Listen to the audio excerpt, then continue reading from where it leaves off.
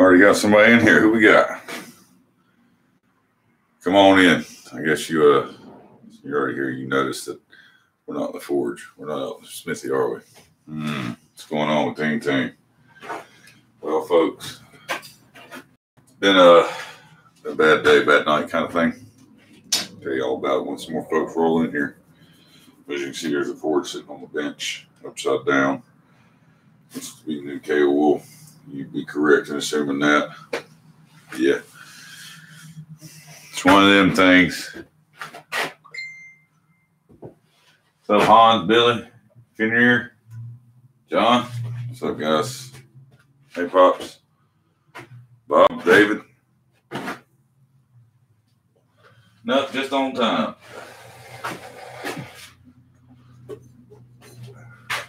What's going on, Paul? Hey, man. Check it out down here. This is yours down here, Paul. I'm working on it. That's for splitting your wood. You're gonna make your blades out of this. 4140. Good solid tool steel. But that's your stand. That's what you're looking for, yeah. What the Forge? What's up, man? How you doing, Adam? Come on in, guys. Share the stream. Starting to get some folks in here. I'm going to go ahead and silence this thing because they're going to ting it all night. Let's notifications off. There we go. Now, so we've had tons and tons and tons of rain here in Carolinas lately. And last night it was freezing rain, sleet, snow mix. And when it rains, I cover my forge and everything. I put a cover over it so I don't get the weather in it. Last night, I guess the wind decided that the cover wasn't good enough and destroyed my forge. All the refractory just crumbled inside, busted all to hell. The forge is done. It's beyond repair. It's better to just go ahead and I got to put money into fixing something. I'll finish this one. And since it shut me down because I don't have a forge right now, other than a little coal forge that I got out there, I've got to take care of this. That's what we're doing tonight, guys. Got some Mizuho here. I got a buddy of mine, John Norwood, Old Hickory Forge. Shout out to him. Go check his YouTube channel out. He hooked me up. He happened to just bought a 55-pound bag of Mizuho not long ago and relined his forges. And I remember him talking about it, so I called him. I was like, look, man, I'm kind of in a bind. I don't got time to wait 2 weeks on this Mizuho. What do you got? And he said, hey, man, I've got half that bag in a 5-gallon bucket up here. You can come get it. Take the whole thing, use what you need, and then whatever. So I traded him some stuff, made it worth this time. And I don't know who it was, but made it worth the deal. And I'm gonna take him what's left. But he gave me about 25, 30 pounds of Mizuho, and I'm gonna use that. And the stuff is great. And since I was in a hurry, I've already started casting it because I gotta get this done, guys. This is kind of panic mode because it's got me shut down, and then I have to get walls up. If I'm Here we go. Let me hit the record button. I'm by myself tonight, guys, if you didn't notice. But if I don't get walls up, this is going to destroy my forge again. So that's got to happen immediately. It has got to happen. And kind of spread my web out a little bit there net on Facebook. See if I can get some people around here that might have some from jobs left over or something they want to sell at a fair price instead of buying new, because I can't afford to go buy new because I'm trying to go to Brazil. So I've got to put the money where I can. So I think it's smart to finish up the 3-burner. I know you guys have seen the first 2 videos, wondering why I never finished it. Well, I never got around to finishing it because I wanted to build a square body forge. And being a hammer maker, tool maker, put a lot of big stock in the forge. I'd like a flat bottom to set it on, so it's not beating around because it tips over or something like that. You put a couple in there and it tips, it starts busting on your refractory. You're constantly relining the forge. So I've decided, since I've got this one already done, I cast the floor of it flat. I don't know if you guys can see up in there very well. I've got it on its side now because I've already let that cure. Basically, the bottom half is cast so far, but I've got the 2 inches of wool that comes down all the way down into here, and then it's filled up the rest of the way with the cast floor, nice and solid. There's not going to be any more forge welding without a plate in my forge. I'm not going to be tearing up the refractory. Going to be making stainless steel plate to go in the bottom to hold the flux and stuff like that, so it's not destroying my cement. See what you got going on. North Country Ford's in the house. Drayson, what's up? Jim Patterson, what's going on, brother? Saber Striker, what's going on, Eduardo? Eye for an eye, what's up, brother? There's Sully, Kevin Laney. Evening. How you doing? Said neighbor. You my neighbor back there, ain't you? I heard that. Amy's in the house. Bill Corey, what's going on, man? Jeff, how's it going? Corey Shear, what's going on? So let's get on with the project. It's going to be a long one. Take time to do this. While this is working up, I'm going to show you my burner setup. Don't laugh at me. I screwed up when I went and bought my nipples today because I already had one nipple, and I was like, okay, I got to get 2 more to finish these burners up. And I thought I had 10-inch nipples on there, and in fact, I only had an 8-inch nipple, but I went and bought 2 10-inch, so I've got to go get another 10-inch nipple to make them all the same length. But they still work. They work great. Basically, I've got 6 cups of Mizuho here and just a jug of water, and you don't need a whole lot of water. You're not trying to make soup. You're wanting to make a thick paste. You can't really get this stuff extremely smooth because of the rock in it, the aggregate. But if you kind of mix it just a little moist, you can work it like concrete. You can juke it around and settle it. You can screed it and bring and work the aggregate down in it and bring the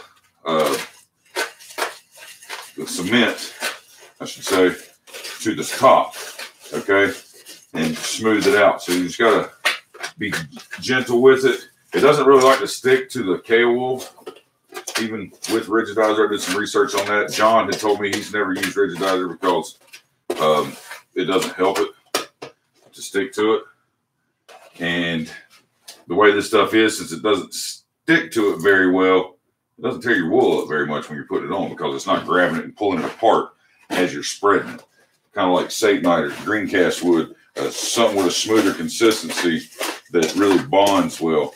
So this you got to kind of cast in stages. You can't just do the whole thing and it stick because it doesn't stick to the wool as well when it's wet like the rest of the stuff. But when it's dry, it's like rock. And it's amazingly tough stuff. Mizuho is great.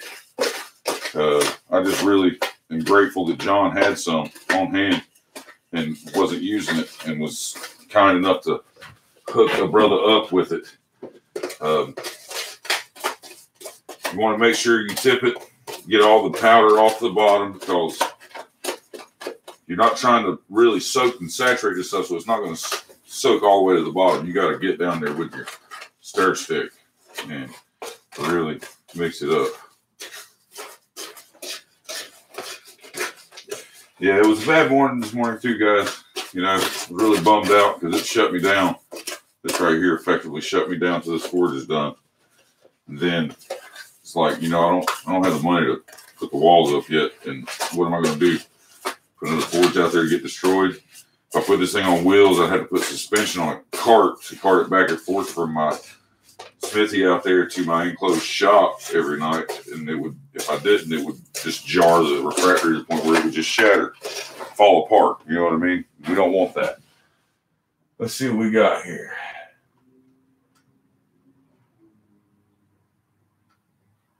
Can't wait to see him open it. What are we opening? Twisted PI Forge, what's up?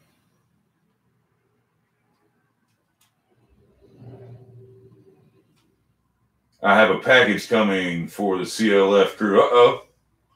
Heard that. Thank you very much, Drayson. I can't wait to see it. I got a package today. I can't really say who gave it to me because they asked me not to say anything. But I must say, if you're watching, that was an amazing package, and I really want to show it off.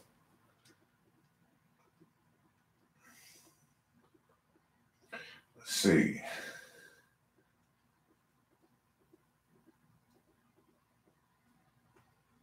Frontier Forge in the house. Champ, what's up, man? How you doing? Any kind of reinforcing in the mortar? No, there's no reinforcing in it. It's got aggregate in it, but other than that, I have a heavy tarp and stuff like that. That's kind of, it's a temporary fix, yes, but at the same time, it's kind of like a parachute. I've got some stuff kind of worked out here for some metal, not enough to do the whole thing, but at least enough to get a corner done, maybe. Of mixed match metal that I can put together to get a corner of the shop done to protect the new forge. But I've been discussing with some friends about maybe building just a box cubby for the forge to protect it permanently, and it can enclose the blower and everything, and be built to withstand it, and be treated and have a nice metal roof on it, just to enclose it. Because really, out there, all I need to enclose is my forge. Everything else is meant to be outside. A log splitter, you don't store those in your shop. Big pull behind trailer thing, you park it outside. You know, so my press stays outside. Cold forge will need to be protected once it gets here. All right, we got this mixed up pretty good. I'll lower you down a little bit here, see if we can get you a little better view of me spreading this refractory in there. By myself tonight. Bradley's got some tile he's doing. Oh, thud, thud. And I think Bam Bam's still a little sore from his paintballing accident. But we're going to be working on just starting from here and working our way around and letting that set up. And I've got a shop light that helps drive a little faster. Ben Toon's in the house. Tommy Wright. Yeah, I'm working inside, man. My forge got destroyed, and I've got to fix this one. Portland cement and water, it won't hold up to the heat. It'll come apart. You're not a bad man for putting your log splitter in your barn. If you got the barn to put it in, man, hell yeah, put it up.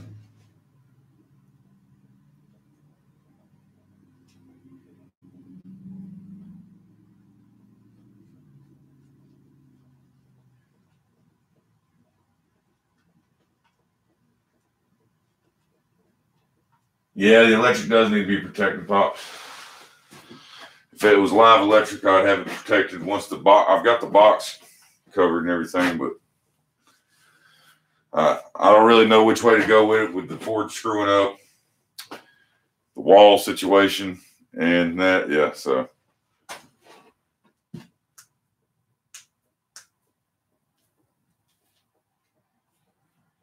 All right, so let's cast this in here.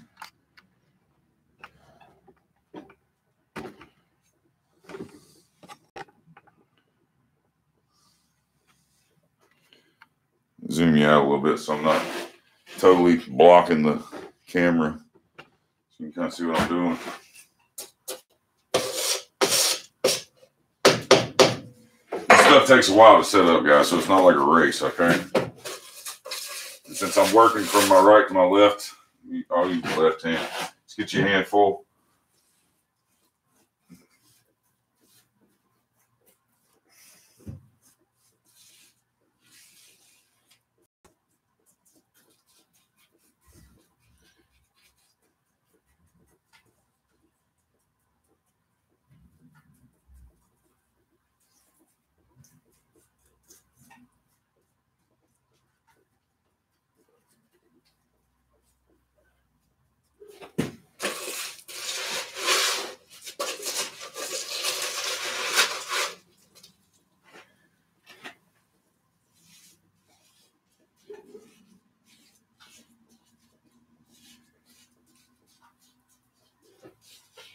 Now doing like this, putting it thicker, It does take it longer for it to dry. I won't be using this forge for a couple of days. We'll be letting it cure so it's done properly. You gotta let Mizuno cure.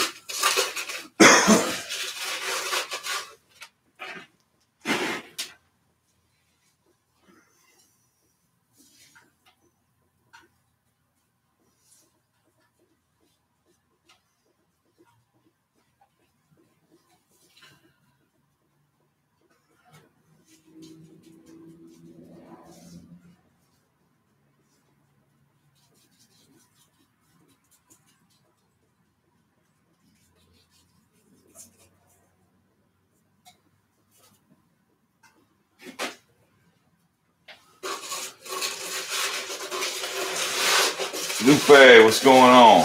Hubcap, how you doing? Who else we got to come in here? Hammer time.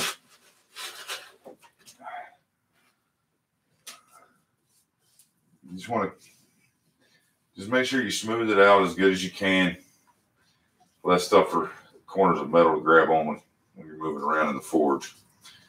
Like I said, if you mix it just a hair damp, you don't want it soaking wet. You want to be able to ball it up in a ball in your hand. But if you get it just a little damp to where you can juke it, if anybody's ever done concrete, you know when you work concrete while it's wet, it settles all the rock down. See how it smooths that surface out? Well, you can't really see it. I don't know why I'm asking you if you can see it. But let's see if I can bring you a touch closer here. See how lumpy this is here? How smooth this is here? If you work it like you need, like it's concrete while it's wet still, you can work those rocks in. See, it's that's what we'd call probably a 6-inch slump, 7-inch slump doing concrete. If you know concrete, you know what I mean by a slump.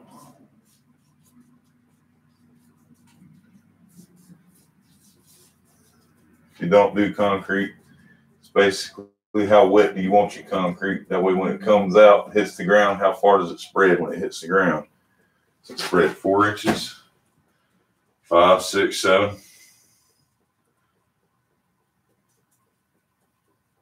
How big of a slump does it make when it hits the ground? And the wetter it is, the bigger slump. Excuse me, I was backwards. More like a 4-inch slump. I don't know why I said 7. More of a 4-inch slump.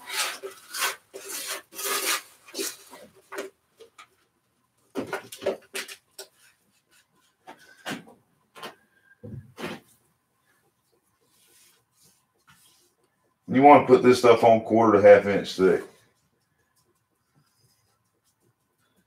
And there goes my speaker turning off. Tell you silence that group chat. My phone shuts up. Sorry, guys. Y'all rock.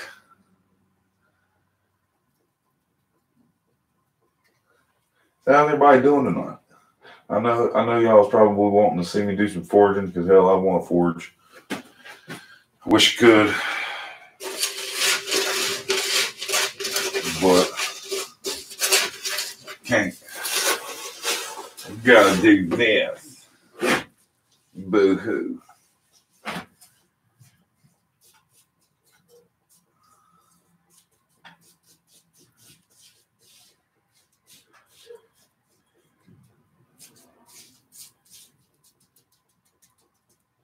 And like when I'm going up this side here, I only can go so far before I got to stop, put the light on it, and let it cure it up enough to where it won't fall off. Flip it upside down.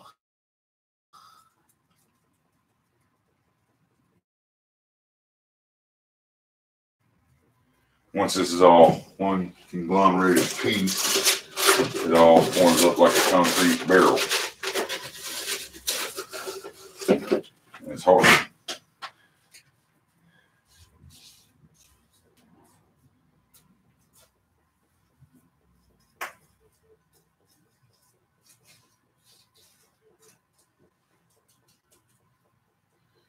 And then, of course, I'll stand it up on its end and I'll put refractory on that, around all that.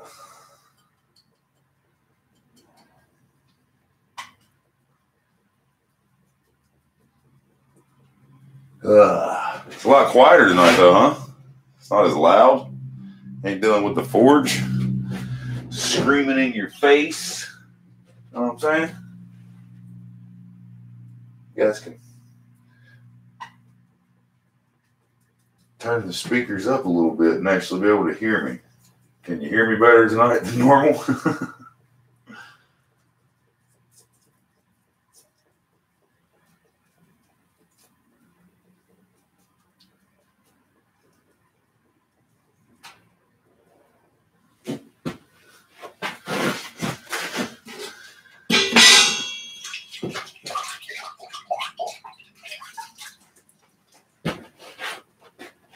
All right. Got that coated. Yeah, too quiet.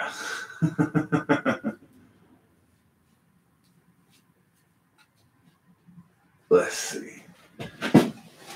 Ed Grey Wolf, how's it going?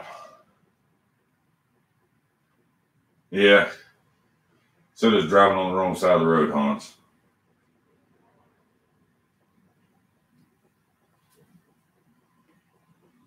Leprosy of the lung. What the hell is that?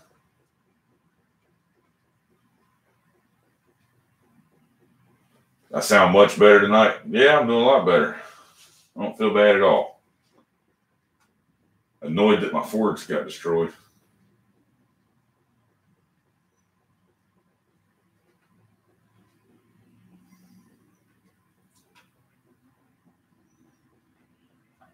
Okay.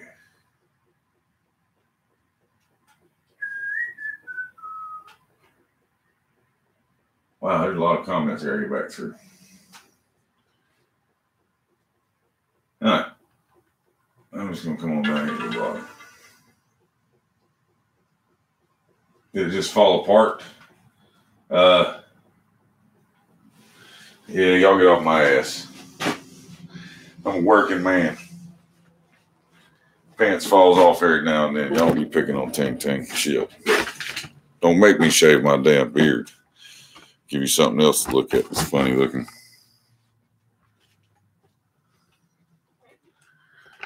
All right. Matthew Nielsen, what's up? Martin Luther, the wind blew the cover off and tipped the forge and beat all the factory to death. It's bad news all the way around, man. Bad news all the way around. Speaking of beard, this thing's getting pretty gnarly. Pretty gnarly. Let's see. All right, who wants to see the burners lit? Tell me what y'all think. I want some opinions on this. See how I got the little short pipe there? Should have got another 10-inch.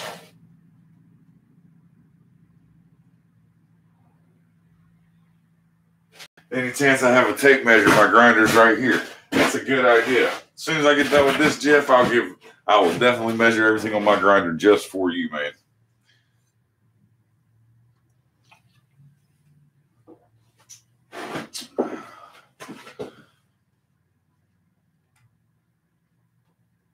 Let's see. Don't shave, no shave November. I'm not shaving my beard. You guys kiss my butt.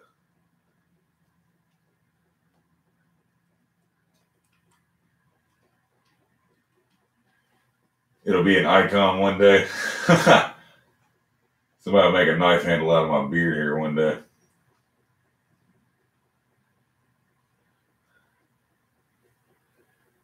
All right. So, who wants to see this thing? Who wants to see that thing burning instead of staring at my ass? How's that?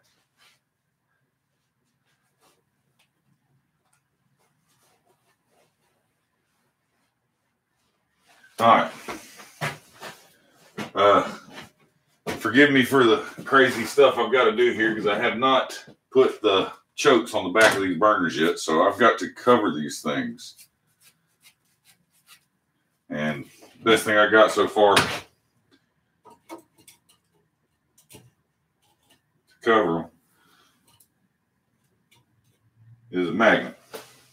For now, they'll hold up, they'll cover the holes and all that good stuff.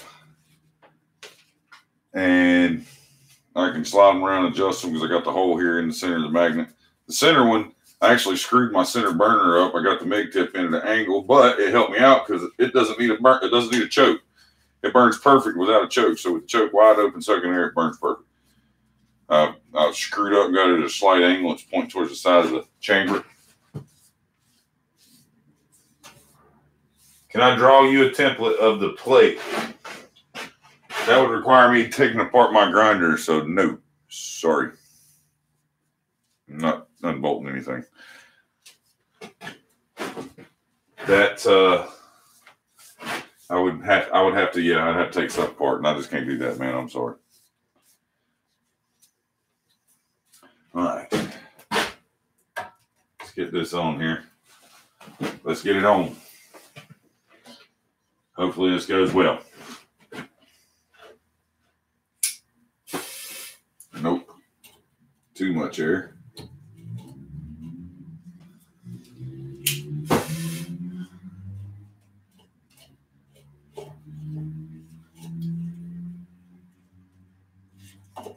You were burning earlier, damn you.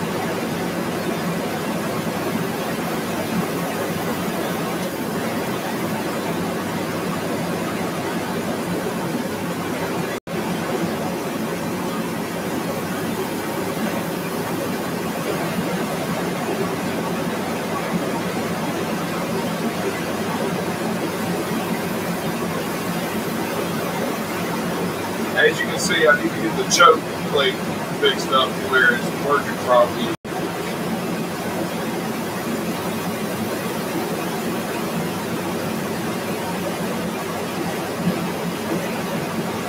Alright. That one turns them all off. Then I can individually turn them on and off. As long as that's up. I can't run it for too long. Damn, it gets hot in here fast with those on.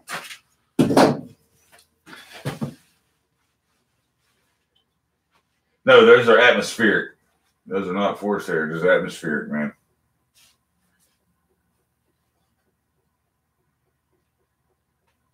So what y'all think?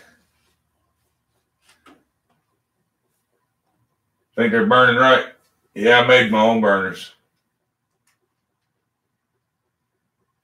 I got a belt on. Pot? What are you talking about?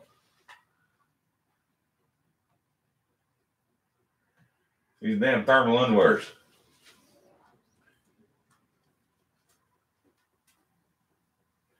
Thank you, Adam.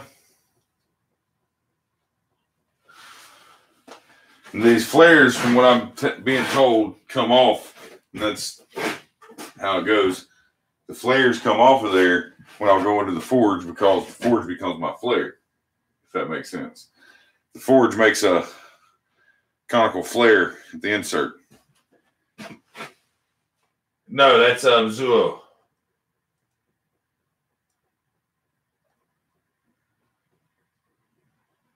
Why is my crack? Because, Dad, shit. What are you worried about? Why my damn crack shining? Don't look at it. Hell, we're worried about that shit. God damn, your ass shines when you bend over too. Don't worry about it. It's working man syndrome. I work my ass off so my pants fall down no matter how damn tight my belt is.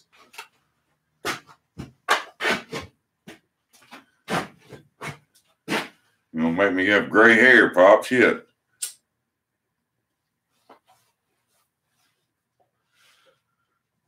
Yep. Mizzou.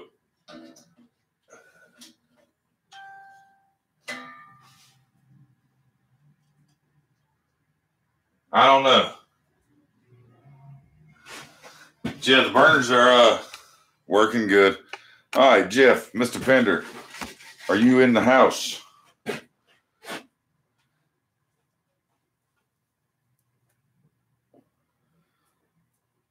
So, Jeff has been asking me to measure some stuff on my sander for him for a while, and I don't want to say putting it off, but I keep forgetting.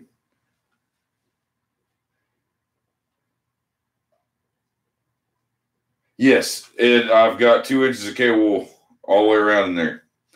And then I'm putting a 1/2-inch layer of Mizuno over that. The bottom's thicker than a 1/2 inch. The bottom's more like 1 inch or better because I cast it flat.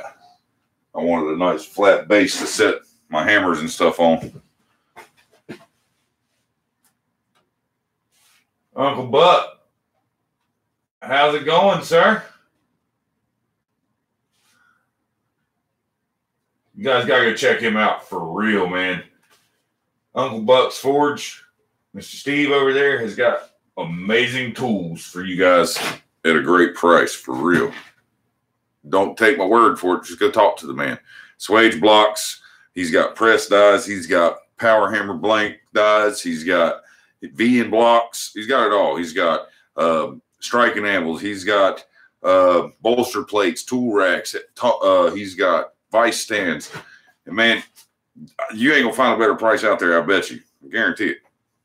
Go check him out. He is awesome.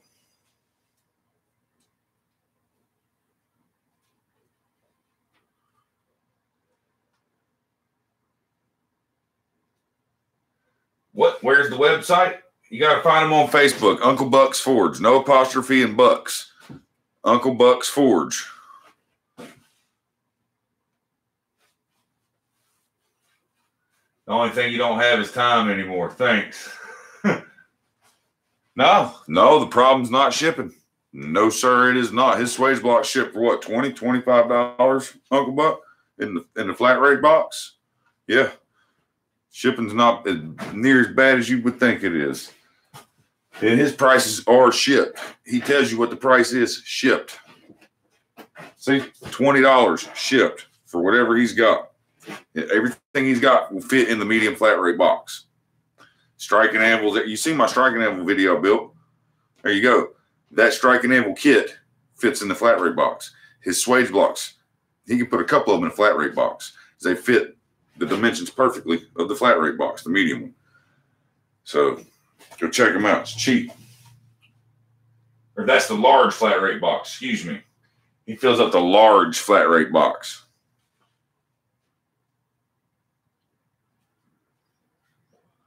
You never realize how amazing my voice is.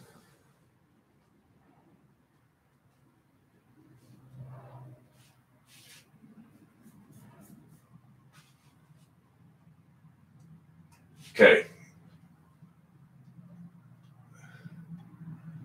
Jeff's asking me for wheel to wheel. Which wheel? There's 4 wheels on there, Jeff.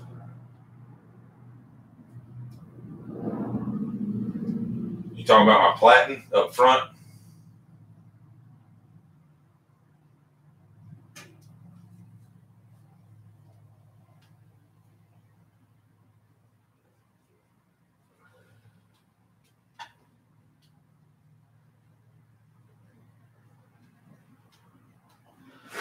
Grown men talk about my voice being seductive. I don't know if I take that for a compliment or what.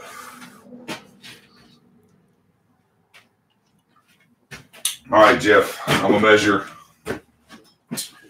wheel to wheel here, okay? Because this distance doesn't matter. That distance is, I can loosen these bolts right here and slide this arm in and out. So if I want to put more tension on my belt, I can bring that spring down further, slide this out, slide my front arm out there. Okay.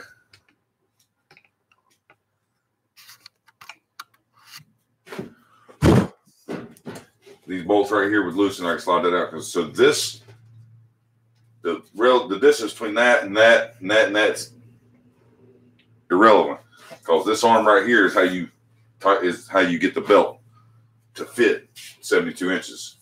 A slide tube there. So I'm imagining you're wanting this measurement right here, right?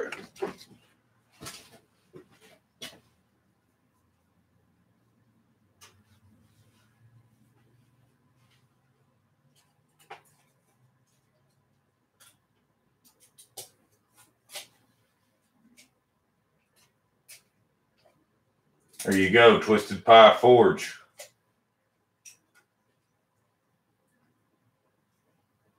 Start with the bottom and go around. Like I said, all these measurements from this wheel back, from that wheel to that, doesn't matter. It all changes whenever I loosen these bolts and slide this. So you could put this wheel, you know, 10 inches, 12 inches back, 14 from the front, whatever you want. It doesn't matter. That spring is going to tighten your belt up. That spring back there. Okay. And if I want more tension out of that spring, I can just loosen these bolts, slide this arm, because this arm goes all the way through to the back here. If I can slide this thing out as far as I can put a 2x92 belt on here if I had a motor big enough to a 2x whatever, 2x100, as long as that arm's long enough.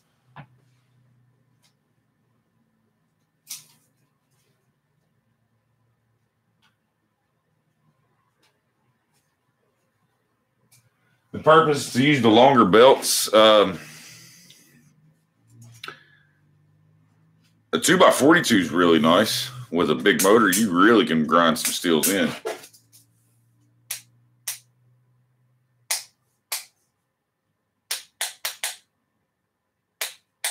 It tracks good, yeah. I'll plug it in for you.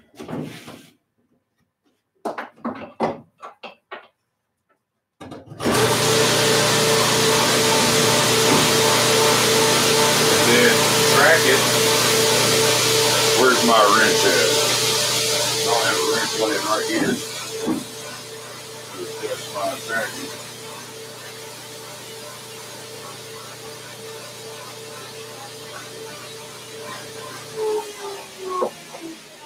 You know, as soon as I need the damn thing, it's not laying where it's supposed to be. There it is. Anyways, plug it back in and I'll show you.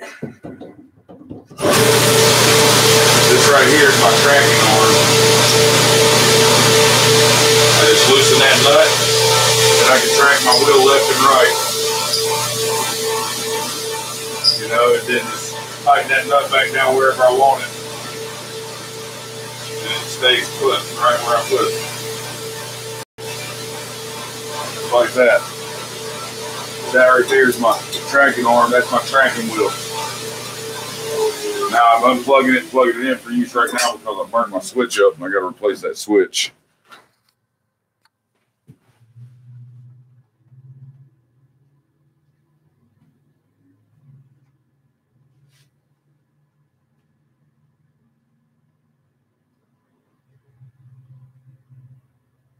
So, Mr. Pender, the only measurement that really matters for you is how big you want your platen. And that measurement is 10 and a half inches center to center for my wheels. Okay, but I ordered this platen. Actually, I bought this from John Norwood. Believe it or not. I bought this platen from John Norwood, who got it from Oregon Grinders, pre-made. And I can loosen this nut and swivel this thing because it pivots. I can loosen these. Slide my platen in and out, okay? on that so I can actually turn this into a slack. So if I want to loosen that and spin this all the way around, then I have a slack belt. Or I can just loosen these two nuts right here, slide this flat platen in, lock it down, and then this becomes more of a slack belt to round the faces of hammers and stuff like that.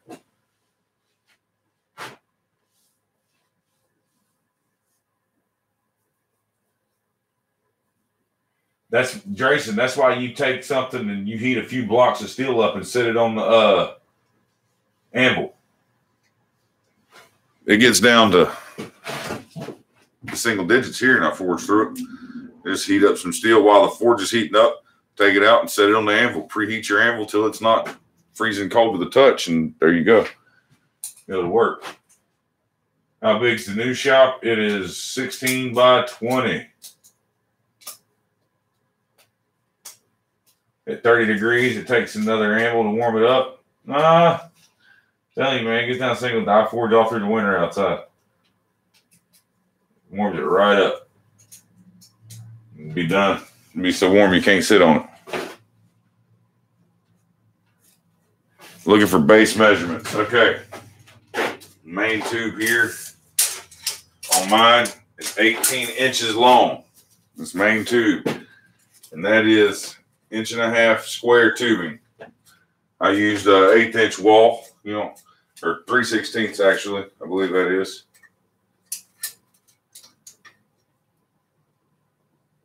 That's 1/8 inch wall. 1/8 inch wall is plenty good enough. Okay. 1.5 inches. The legs are 8 inches, both legs. That sits on top. That arm there is 8 inches, but this arm's cut out so my arm can sit down in there. And then this right here, since this is 1.5 inches, I used 1 inch and I believe 1.25 inches. Yeah, this arm's made of 1.25 inches up here. And that's 12 inches. So you got 18, 12, 8, 8, 8. Then I put a nice solid big base on. I used 2-inch tubing, square tubing there. And that's 10 inches. And then I've got another long one that's 20 inches, I believe it is. Or let's see. It goes all the way over here that my motor mounts to, 22 inches. And then I just built a frame for my motor to sit on. And then I pick the mounter, the grinder up and show it to you, move it around, but it's secured to the table. This right here, you can really make this as tall as you want. You just gotta see this thing pivots. I've got it made. I fabricated all that to where that'll pivot. That screw goes in and pushes this plate out. As I screw this in, it pivots that wheel out. As I unscrew it, it pulls it in. And this thing will go all the way in. So you got to fashion that up. I can take some pictures of it to you and send it. Matter of fact, I'm going to take the pictures now, Jeff. That way I'm not full of crap when I say that I'm going to do something for you. I'm going to take the pictures of this.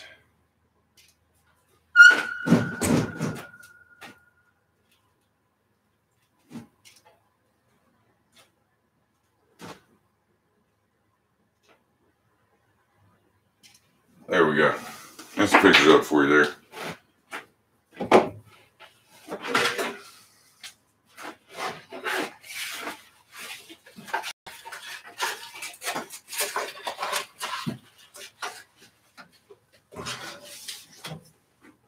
But there's the grinder.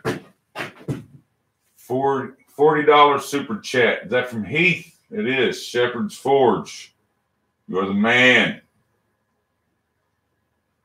I know we're over 800, guys. I'll have a better number for you once the analytics come in for the month of November to tell you where we're at. So that's when we started, was the first week of November. So for all the super chats from November so far, going to Brian Brazil Trip Fund, which is going to be freaking awesome. Distance between bottom pulley and the platen. You talking this wheel and the platen, Jeff? This is from this wheel to the platen? Is that what you mean?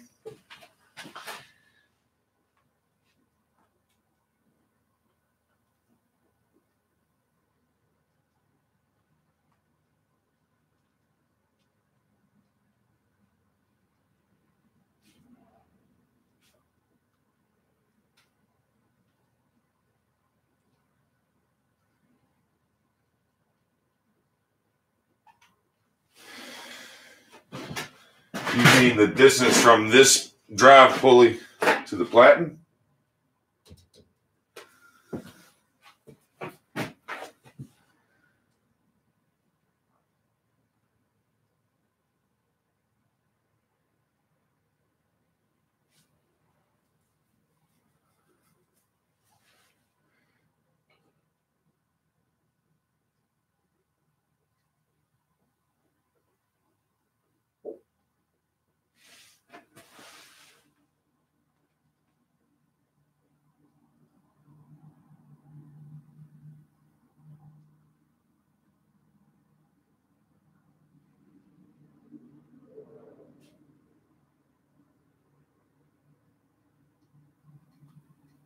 Where you at, Jeff?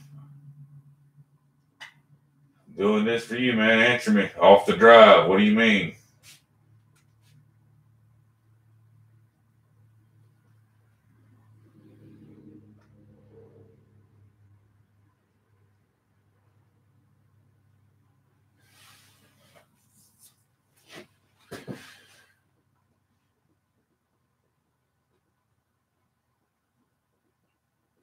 Yeah, you are busy, man, Steve. Adam, have a good night, man.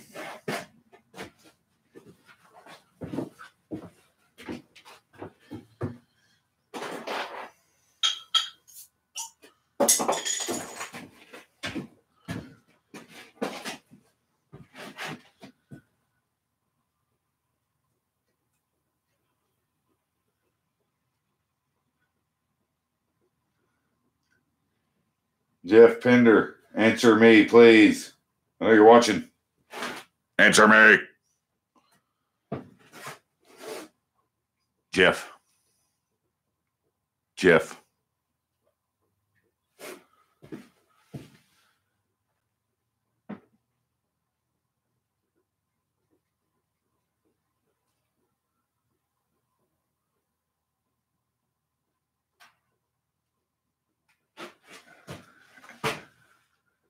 Christ. Oh, mighty Jeff. Where'd you go? Fixing to be done with this. Keep up. He's got to be doing something, man. If I'm going to be doing this, pay attention. Keep your keyboard up. You're talking to me. Consider this a conversation. Be ready to reply.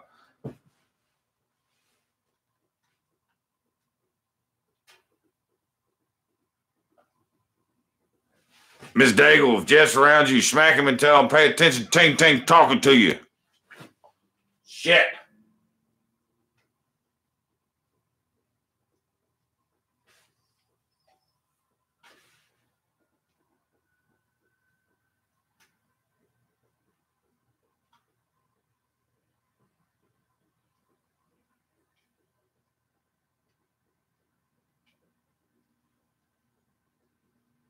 He probably did.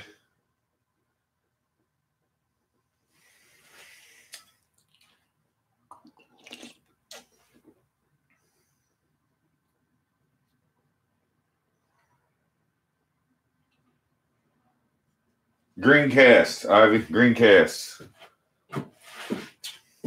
Greencast.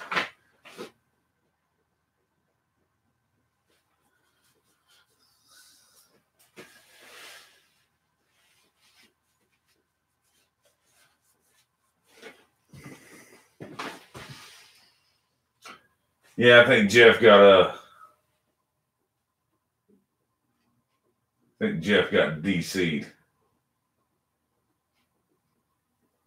Phone died. There you are. Plug it in, plug it in. All right. Get back on the bus, Jeff. Come on. We're rolling. What the hell do you mean from the drive to the platen? You want the measurement from this wheel here to the platen? Is that what you're saying? No, don't drill holes in a high-temp fire brick for ribbon burning. You want to cast it and use crayons. Stick the crayons down in the castable. That measurement does not matter, Jeff. And stick with me here. Let me show you why. You can make that measurement as long as you want, as short as you want. That's what these bolts here do. I loosen these bolts up. See that? Yeah, suck that right in. Now look how loose my damn belt is. I have no tension on that spring. If I want my belt super tight, I can pull that bastard way out there. I want a happy medium. Okay? A happy medium is happy with me. So that measurement from dry belt to your platen means diddly piss. Because you can change that with this to tighten and loosen your belt. Okay? Diddly piss on that measurement. The only measurement you really need is, you don't really, there's no concrete measurement on this. There's not. What size is the wheel on the drive? Now that is a good question. That's a 5-inch wheel. It's a 5-inch wheel. My tracking wheel is a 3-inch wheel. They are 2 1/4 inches wide. All of my wheels are 2 1/4 inch wide. And these front platen wheels are 2-inch. So 2, 3, 5-inch wheel. Okay. Hans, how it going? Penny, how you doing? I'm putting Mizuno. I don't know what you mean. What kind? It's called Mizuno. I got the plans for my grinder up here. Fabricated it myself.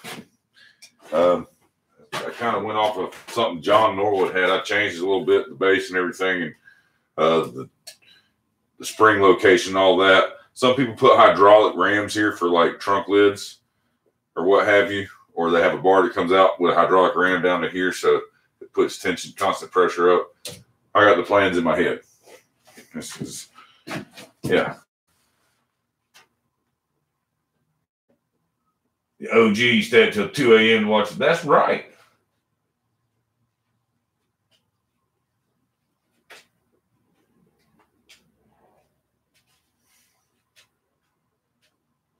Gotta make more chili. Yes, Uncle Buck, I got my package today, but you told me not to say anything. Can I show it? Can I show it off? Please, it's awesome.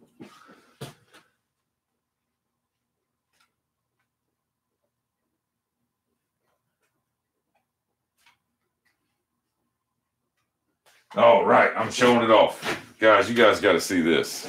Look at what I just got in the mail today. From Uncle Buck's Forge.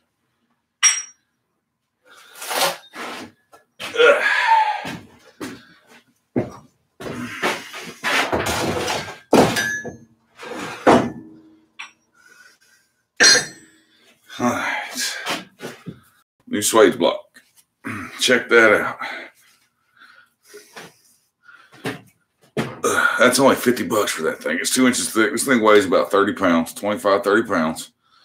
Okay. It's made of A36. It's got all your rounds. Boom, boom, boom, boom. Round there, smaller rounds. Looks like a 1-inch V, 3/4, 5/8, 1/2 inch. Okay. Then you got square. All right. From Uncle Buck's, guys. It is very awesome. You are right, Ivy. Next. Ting Ting got some V and dies, some square and dies for the press. How about that? Square dies for the press. Canister Damascus, here we come. Uncle Buck's Forge. See his touch mark right there. That's how you know. If it ain't got that, it ain't from Uncle Buck, by God.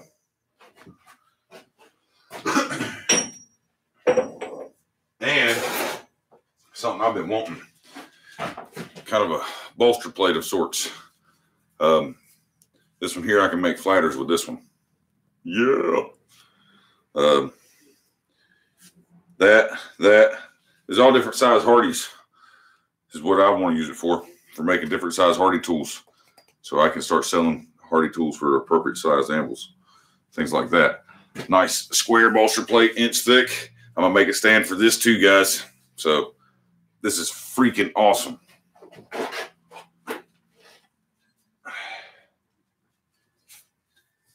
See?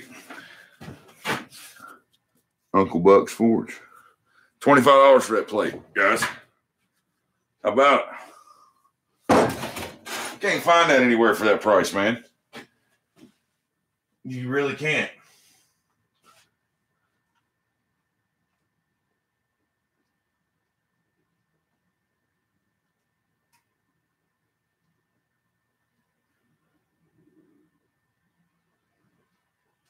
Show and tell.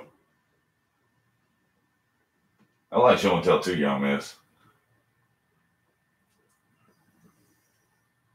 Yeah, those things came from Uncle Buck's Forge.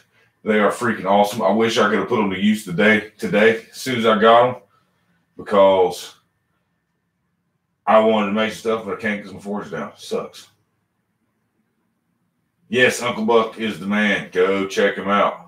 All right, Pops, enjoy the ball game. I had to say I'm pulling for Green Bay tonight as well.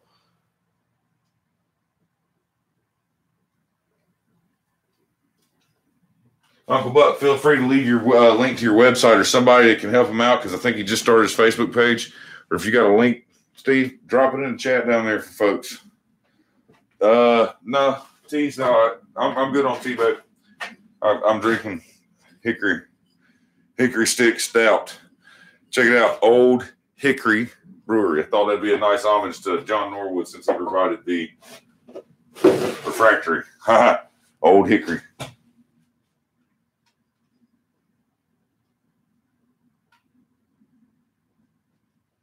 I did answer her, John. Quit yelling at me. You got to add to your Uncle Buck's order now. That's right. Add to it. I am extremely excited to try those out. So excited I may go and fire up the coal forge tomorrow and try them out. Never know. But I'm ready to get these dies mounted to a plate for my press. So that's going to be a video coming soon, guys. Be on the lookout for that for sure. Definitely going to see some videos of me trying these things out, showing you how they work. Yeah. My spirits are up. My spirits are kind of a roller coaster right now because of things going on. Everything falls apart at the same time, it seems like, Amy, to be honest with you. You know, I'm learning that little wins, small wins is what you need every day. Start with something little. Start with something small. You're having a bad day, and it gets better. Old wise general once said, if you want to take over, if you want to rule the world, you got to start by making your bed. Small wins. I don't make my bed in the morning, so don't think that I do. But it's a smart thing to think about, you know, something that you can do that's might seem like an easier remedial task, but you accomplish something first thing, so then it makes it easier for you to accomplish something else. And once you get in that motion of getting things accomplished, you get a lot of stuff done. And I got up this morning, and when the forge was destroyed, because my shop's not enclosed, it's kind of like make or break moment for me. I had to really decide if I was going to continue to do this, and that was a real consideration. Still could be if things don't work out and I don't get my shop enclosed. But if I can't get that enclosed, I can't keep doing this. I can't afford to keep rebuilding stuff. I can't afford to fix things all the time. Tumbling, you know. So I'm sorry if you've ordered stuff from me. I've had to take time to fix this up, get this forge right, get an enclosure built for it so it's protecting it.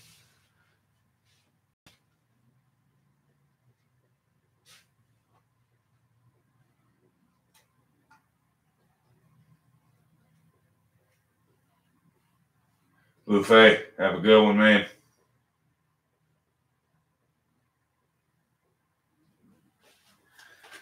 So yeah, guys, if you're having a rough day, shit day, try to find something that makes it better. Try to find something that you can do that's it may be remedial, but get it done and it'll increase your, I guess, self-esteem. It'll give you a little more motivation. You know, you can't screw up something that you've already accomplished right every day, right? You ain't gonna screw that up. Go do it. That's a small win. It helps me. So all it takes is one small win, and then they start coming. Things start falling into place. You know what I mean? Instead of worrying and panicking. I mean, I was a little panicked this morning, but talking to some friends, a lot of you guys are in here too. Help center myself, get a win, and just got the ball rolling. Now you see I've got the forge 3/4 of the way coated on the inside. I hope to have the rest of it coated by the end of the night, then leave the light on it so it'll cure all night. And then do my ends, get everything hooked up and get it fired up. And if it works, we're back in business. Uncle Buck's Forge on Facebook, have an Etsy store, but haven't had time to put stuff. See, guys, we've overwhelmed him. He didn't expect it because he's got such awesome tools, man. So hire you some help, Mr. Steve. You may need it now because you're getting busy. Love you too, Yamez.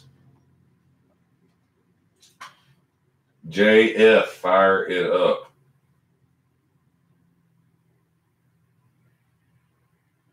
Supper time, I'm going to let it play. See that good old gold. That's right. Take care. Have a good night, man. Enjoy your dinner.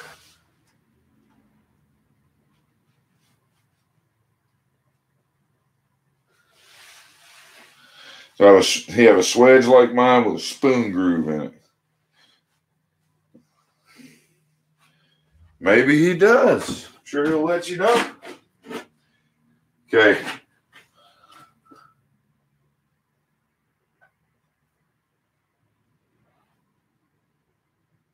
This has to cure a little bit. I don't want to flip that over yet, so I'm going to get my light on it.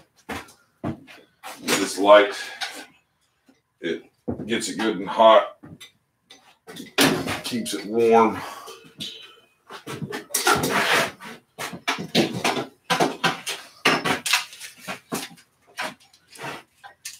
Helps cure it faster than if I were to just let it sit. Doesn't cure it too fast. It doesn't get no harder than it would if you let it sit out in the sun. But you just put that light right there on it. And that helps pull some moisture out of it. Doesn't take too long. Let that sit for a little bit, guys.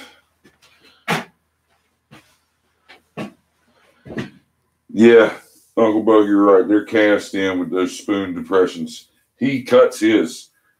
He cuts all of his stuff. CNC plasma, CNC torch. Out of big blocks. Curtis Lee, what's up? All right, so now what do y'all want to see? Because I'm not going to be grinding. Oh, let's show you the sledgehammer. I know y'all watched the other night how me and Bob were drifting on the eye. Well, I went and finished drifting it. And I've got it opened up real nice now. I got a video on me drifting it. I made a drift out of S7. It's 1.25 inch eye now. Thing's looking real sweet, don't you think? What do you guys think about that? Big old sledgehammer. I think it's a little lighter than 20 pounds. I may have been overestimated. It's probably more like 16. Something like that. That's what it feels like. But I could be wrong. I could just be so used to swinging a hammer at this point that 16 or 20 feels like 16. Yeah, Martin Luther, that's what she said. How is the cable Damascus knife? It's laying right here. I'm grinding on it. Working out. What do you think, Jeff? Got a good straight blade.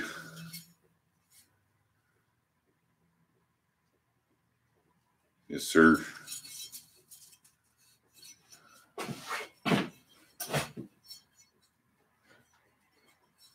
What, this is cool? The cable Damascus knife, Bob? Is that what you're talking about?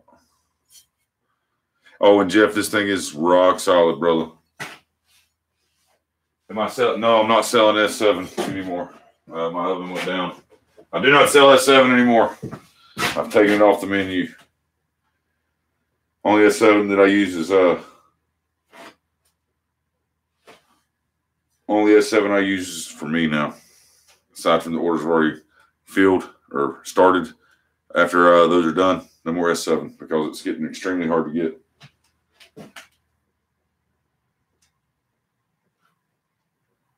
Oh, the hammer. What axe head? The broken one?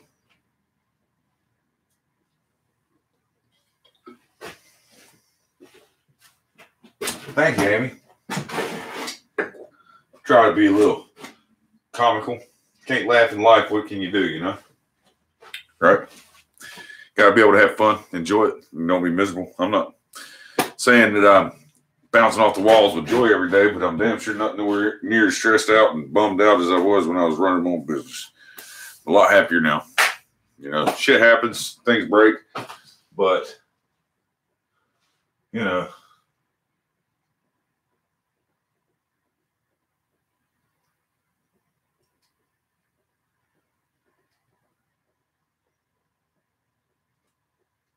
that's right, Corey Shear.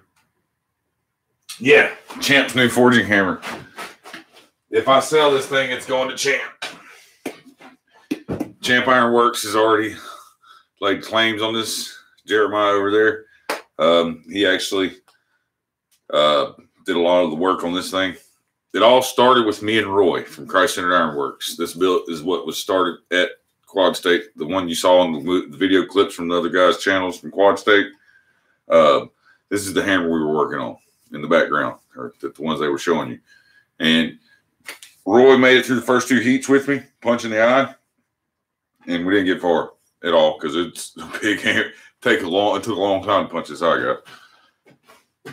Then he put the hammer down, and Yamez from Island Metal Forge got in on it, and he got a heat in and got to work on that eye. Then he put the hammer down, and Champ come in and scooped up the hammer and said, "Nobody else is punching this eye tonight. This is my hammer. I'm punching it." So he kind of laid claims on it there. And we finished it up. It took us about an hour and a half, 2 hours to punch the eye in that thing with a big sledgehammer. My big 12-pounder, 14-pounder that I got out there. No, it's a 16-pounder that I got. I don't know. It's a big sledgehammer out there, guys. Yeah, it took a while to punch. So it's had, just at Quad State, it had me, Christ-Centered Ironworks, Island Metal Forge, and Champ Ironworks working on it. And then come down here, Bob from B&B Forge came up, and we did the drifting on it. So it's got a little touch from everybody in it, and Champ wants it for the nostalgia. He even saved the plug. The plug that came out of the eye, Champ saved it. He sent us a picture of today. He said, "Look, I still got the plug." So that's awesome. See you out of here, man. Well, I really, really, really appreciate the package. Thank you so much. I can't wait to put it together and put them to use. Those dies are going to be a huge, huge help for me on my press. And guys, please go check out Steve at Uncle Buck's Forge. Okay, he's got a lot of tools. I just showed you some. My striking anvils from him. I'm going to be buying a vise stand from him for a mobile vise unit. Just got to get the forge taken care of and then walls up first. Then I'll be on that.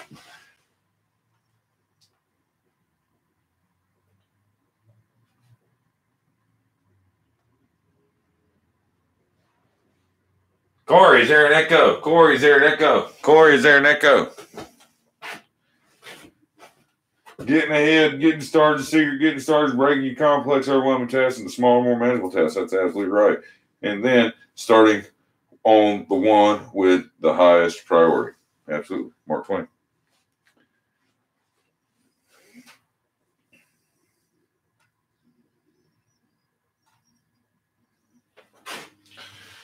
All right. Yeah, Willard had to go at it too, Penny. You're right.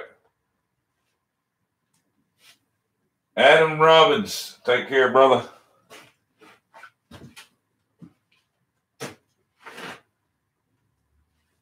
Oh, my ear's itching.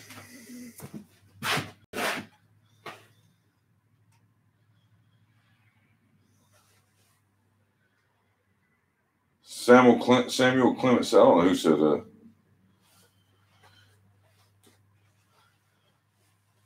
I don't know who said that, young miss. Who knows? Let's check this out.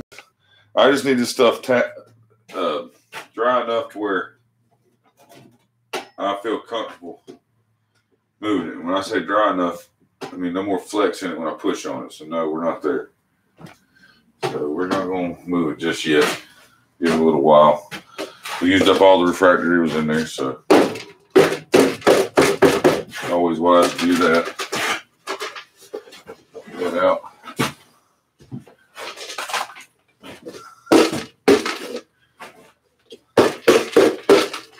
I got to get all this refractory in before the end of the night tonight.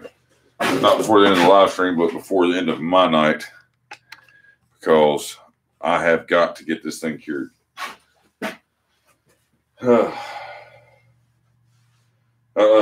Penny's gonna come smack somebody.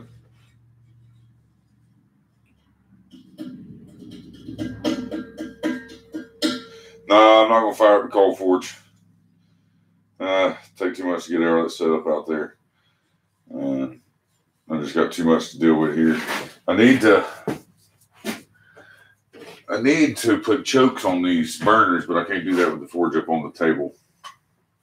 Gotta have my room. Perks of working in a small shop sucks, right?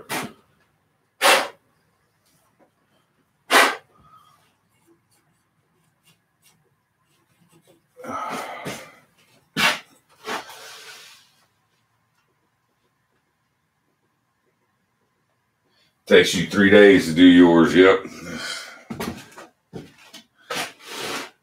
You gotta let it set up properly because I've got to cast all that, and then I got to let it cure. Then you start a small fire in it, let that burn out. Then you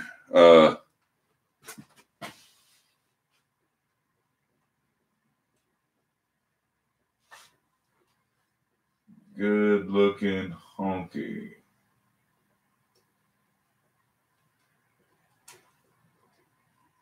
Huh. Nice.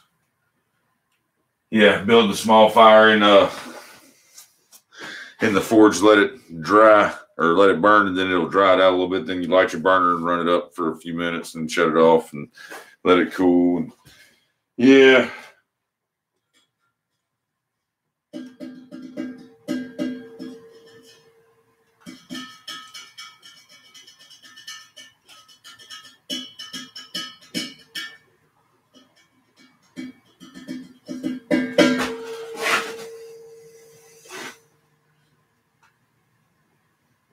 $49 watching. I see 40. All right. You guys tell me what I can do in here. I don't think there's much I can do. Maybe grind on a hammer. You want to see me grind on a dog's head? What do you think? Can you handle the noise? Can you handle the noise, guys?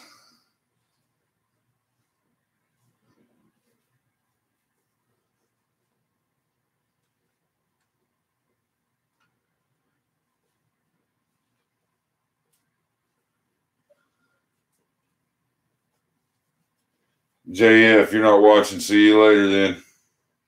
Peace. I guess I'll grind some hammer. That's twisted my arm. This thing needs to be heat treated. So I'll get the grind on it done. I got Terry Wright's hammer here. That's Jesse Hart's hammer. I got Dan Zappos. It's already been hardened. I've just got to temper it now. That's a nice diagonal pin going to him.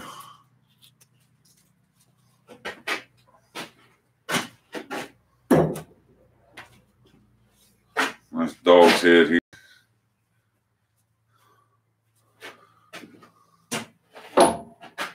With my beer.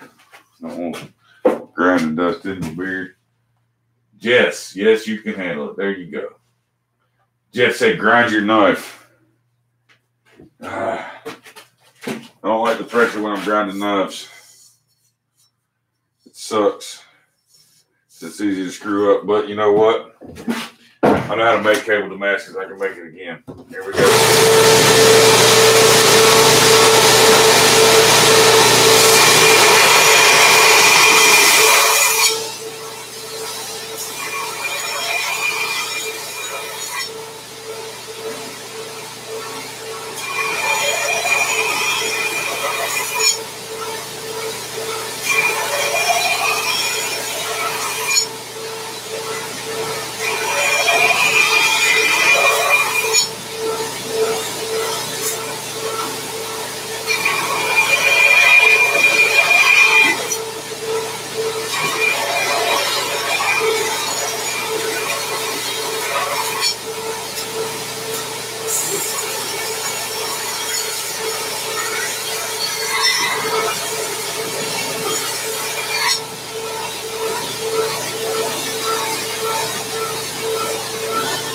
It would help if you guys could see me grind the knife, right?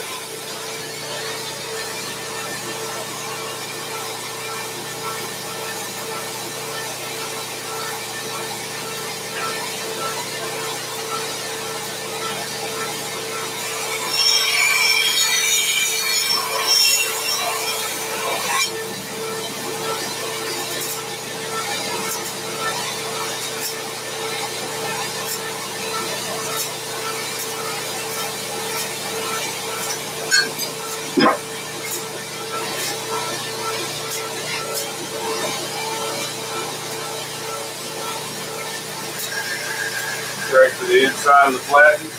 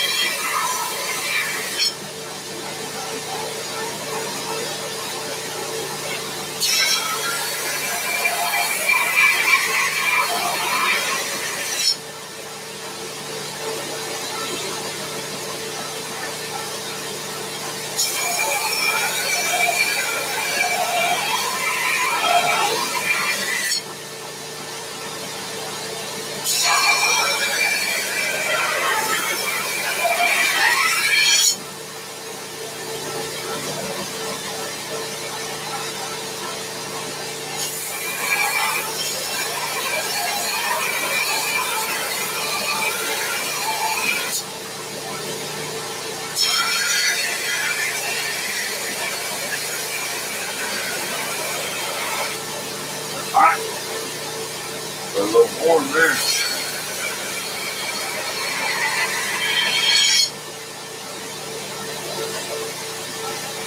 All right.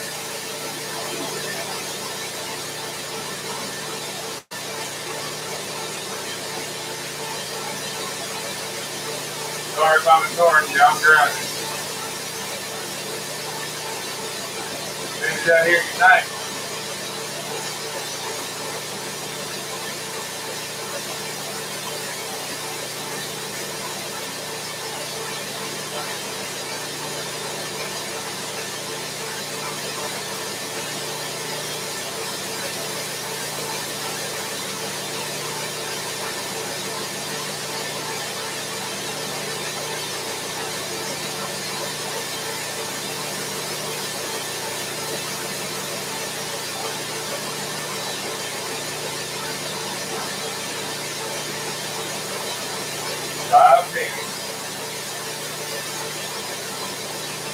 Yes, I'm still doing hammer classes.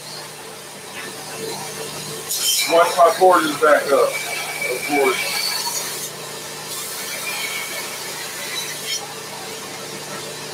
I can't very well go until the forge is back up, though.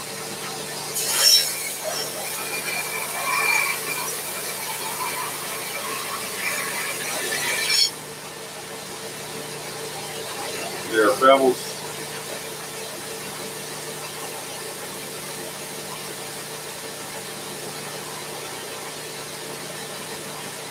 I get that.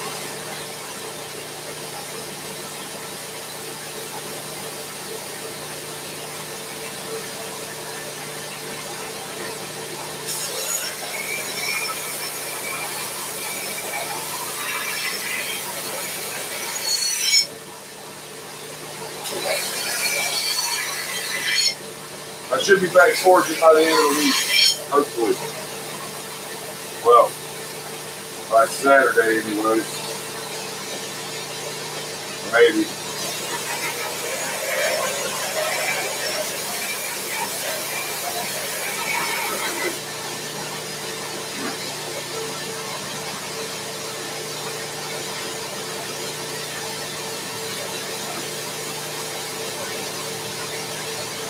All right.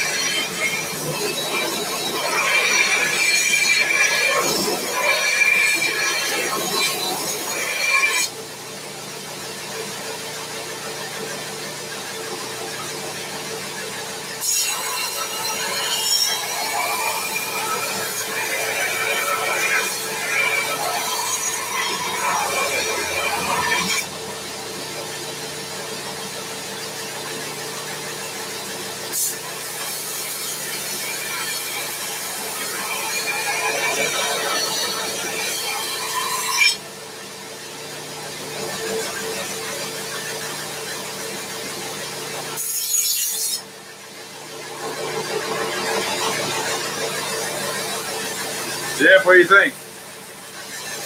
Getting there. Bevels suck.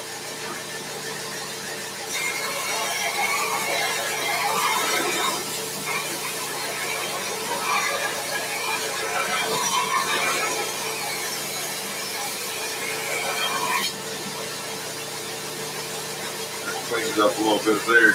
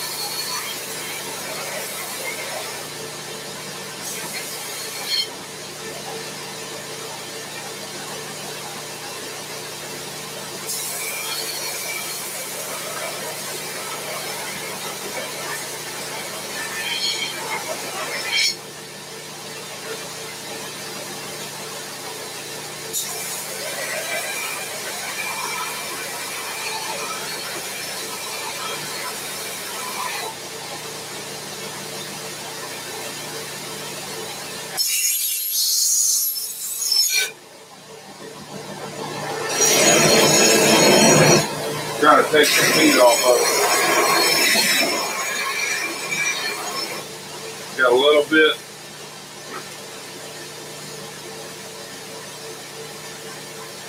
Right there.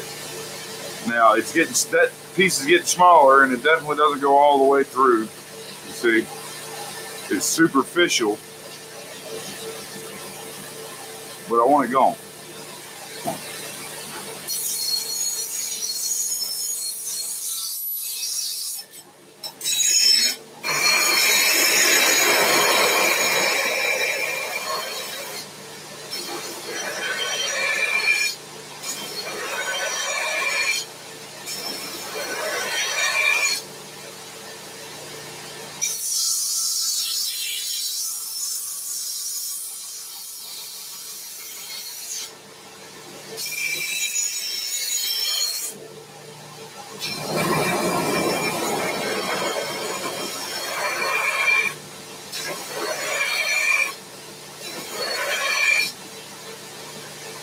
All right.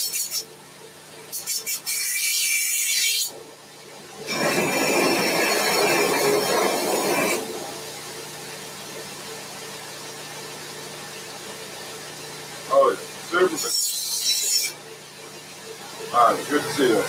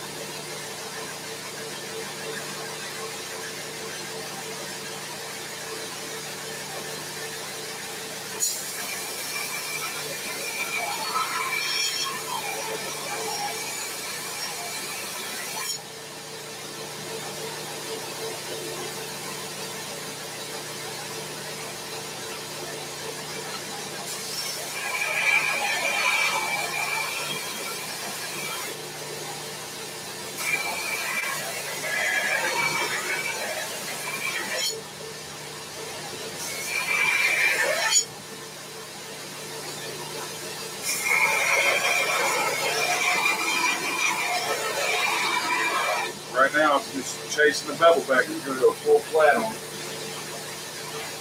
At this point, just chasing my bevels down. See, I'm already here with this bevel there. I'm going to bring it all the way down.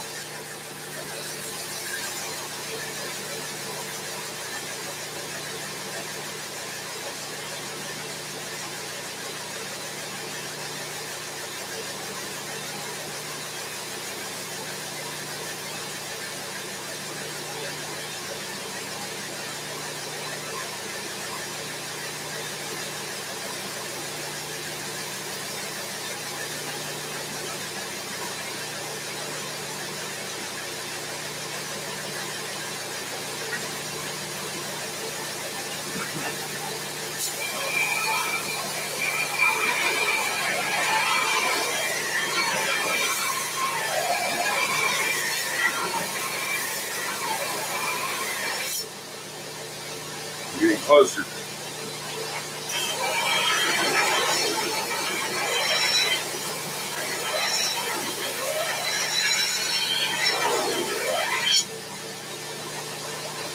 Chasing that grind up, guys. Chasing that grind up. That way this thing is nice and sharp.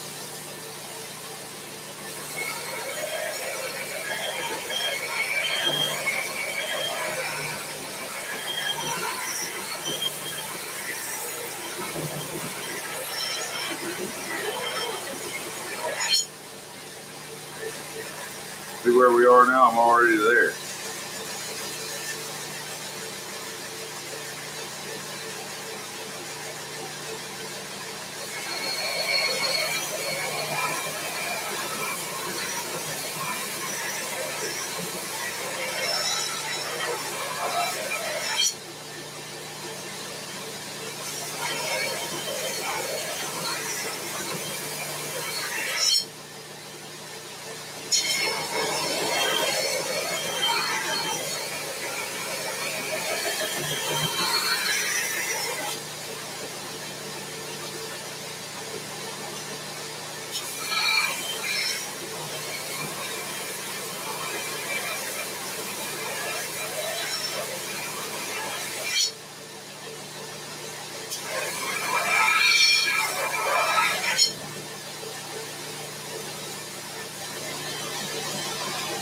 It grinds all the way down now.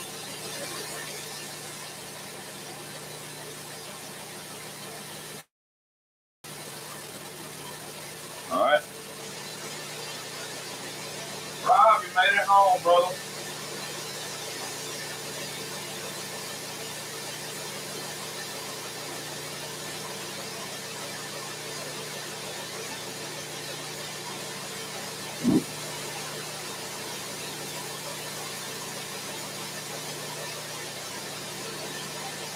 Oh, Uncle Henry Brin,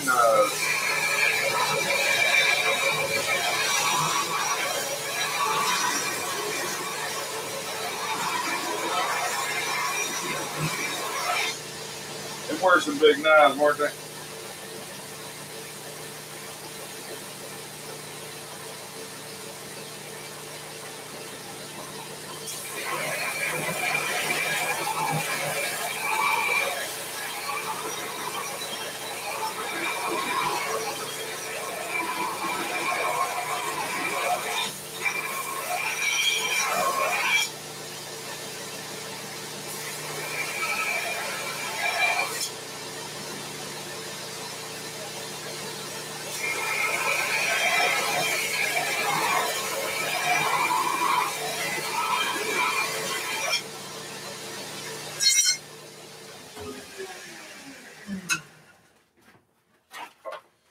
I'm tired of playing with this thing.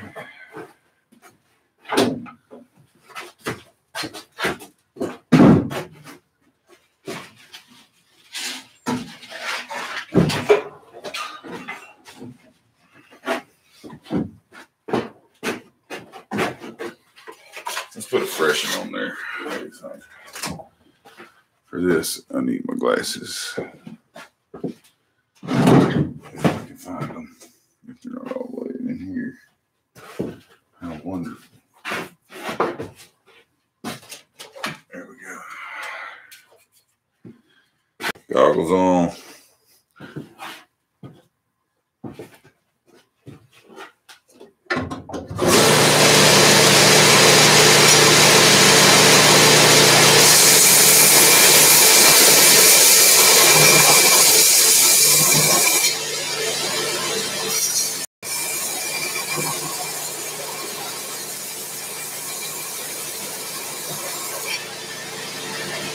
That's more like it.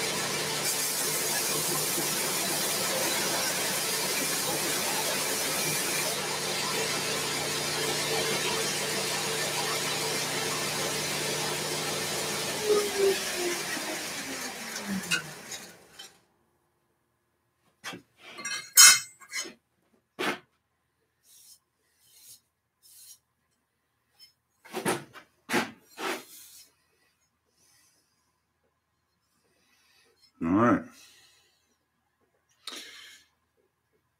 She's rough ground.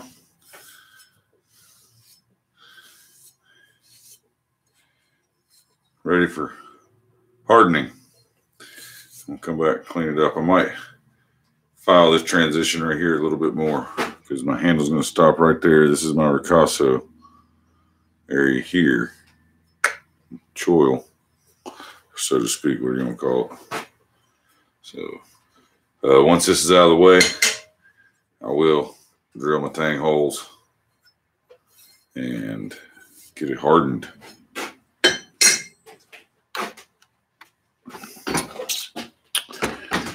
All right, guys, what y'all think? Y'all like that? You happy with that, Jeff?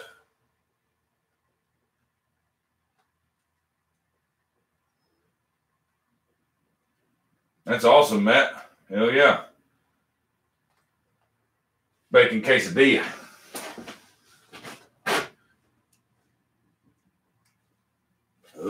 getting close to be able to put another coat on there. Getting close to another coat.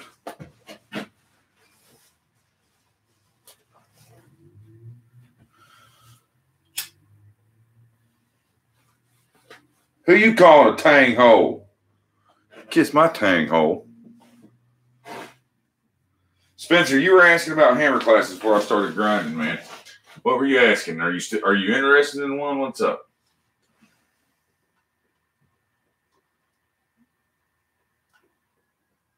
Oh, are you still doing hammer classes?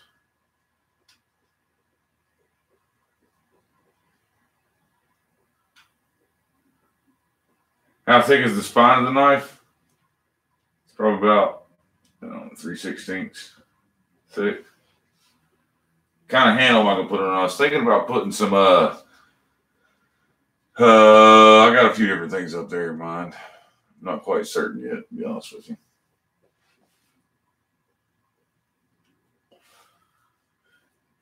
You're interested in a hammer class, huh? Well, what date are you looking for? Like I said, I don't double book unless you want to bring your kid with you or something like that. Then that's totally acceptable. But I won't book you with another person. I won't book you with another hammer class. Is that MC? What's MC? MC Hammer? No, definitely not. But the class comes with room and board. So if you I want to get my chair and sit down and chat with you for the last few minutes of this, guys. We're closing in on 2 hours, and I don't think that's going to be done in just enough time for you guys to hang out with me while I put another coat on it. Unless y'all want to. We'll sit down and chit-chat until that time reaches 2 hours is up, see who's left, see who wants to keep hanging out. Oh. Let's see here. Lower this camera down.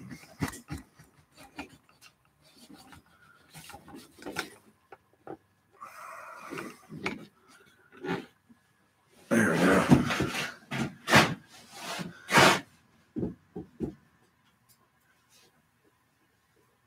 Hang out while paint dry. That's right. Again, everyone wants to know what, like I said, I'm not certain yet. I don't know what material the handle's going to be. I've got several to choose from.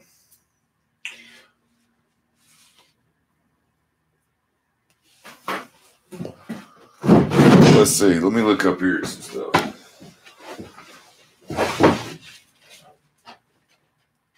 I like this Padok that I've got. Also got a block of this walnut, hickory. I've got bamboo. Let's see what else do I have up here. I have some red oak.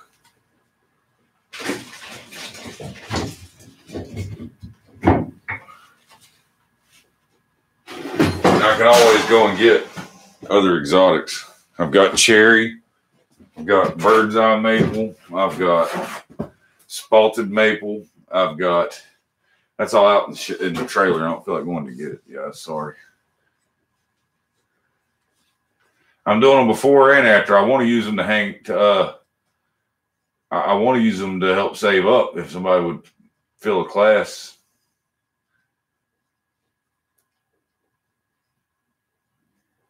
No, hickory and black walnut are two different things. No, you're not getting a beard handle. Can you book? No, that is the one time you can't because we're having a roundup here at the shop. And there's going to be a ton of people here.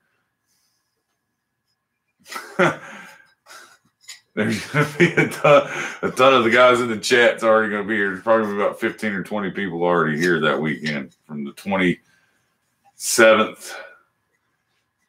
Sometimes it's like a 4 or 5 day rendezvous here at the Ting Ting Ranch for the Quad Squad at the end of March for John Coffey's birthday. And that's opening day at the racetrack. Now I want to go to the racetrack. So that's the one weekend.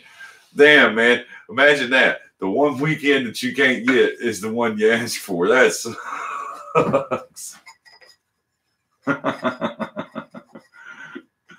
don't know, guys. That's your spring break. Oh.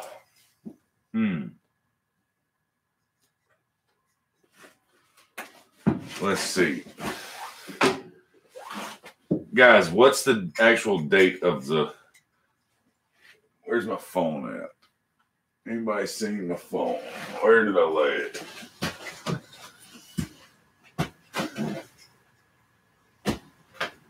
Oh, it's right there. Let's see. I want to look at the calendar.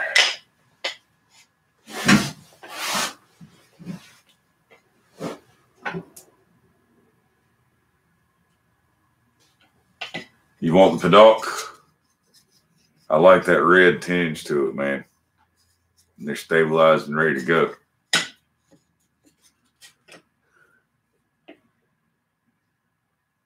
Yeah. Friday the 29th is when it starts. So that might be possible. You might, because I do a 3-day class, Spencer. So if you book 24th, you'd be 24th, 25th, 26th. If that, it's it. The most I offer is a 3-day class. I offer 1, 2, and 3 days. So if you came on if you were off on the 24th, so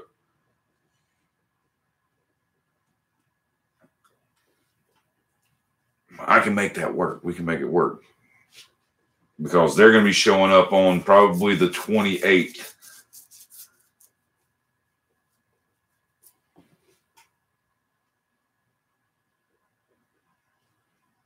Spencer, what's wrong with you? Skip class. Can I explain the geometry of a hammer eye punch? How technical do you want it? Because I can't go too technical. Basically, I can draw it for you. Let me draw it.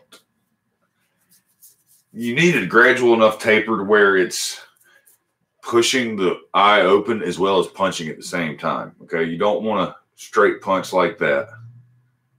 Okay, you want more of a narrow point on your punch.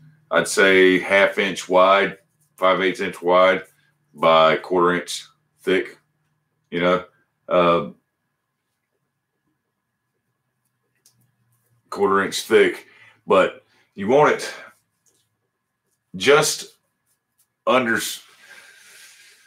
You don't want to go too wide with it because then your drift will be too small. If you over spread the eye, so to speak, and you'll be putting a weird size shaped hammer handle in there. Yeah, can't explain the geometry of it, man. Basically, you need it to be just a hair bigger than the tip of your drift to go through. That way, once you've got the eye punched out, it can go the drift will go all the way through, and you can start drifting it out. It's a long, gradual taper. Mine started about 5 inches long, and they worked their way down over time. But I'd say I'm 1 inch wide at the most, at the top, inch thick, down to 1/4 inch at the bottom. And I keep the same width. It's not a teardrop shape, so it's a 2-sided taper. Okay, I don't taper it on 4 directions. It's 2-sided taper, and it's just meant to go down and wedge the eye open as it punches a plug out. Don't sharpen the tip of your punch because you won't punch a plug. It'll shear through, kind of like a slit chisel, and you'll be pushing a little flap of metal back and forth. Okay, so you gotta not so much diamond point the tip of your punch, diamond point it. That's how I do mine.